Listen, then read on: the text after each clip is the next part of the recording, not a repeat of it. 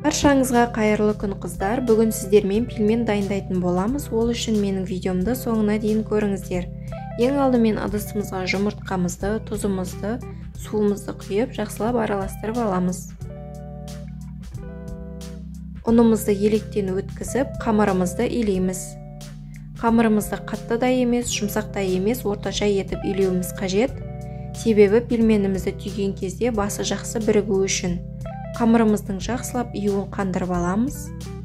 Салмасы дайын болғанша қамырымызды тындырып, бетін жауып қойып қоямыз.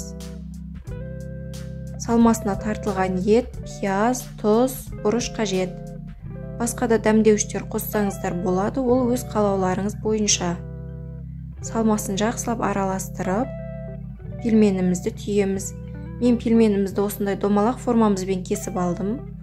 Арасына тартылған етімізді салып, қамырымызды жақсылап басын біріктіріп аламыз.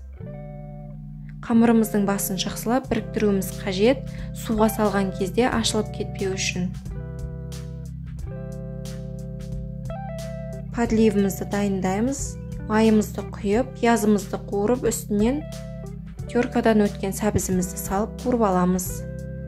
Томатымызды салып, картопымызды салып жақсылап қуырып, үстінен суымызды құйып, қатты отқа қойып қайнатып аламыз. Подливіміз дайын болғанша пельмендерімізді морозилинге салып қатырып алсақ болады. Сорпамызға салып қайнатып аламыз 10-15 минуттай. Пельмендеріміз дайын болды. Астарыңыз дәмді болсын. Менің каналыма тіркеліп, лайк басып, пікір қалдыруды ұмытпаңыздар.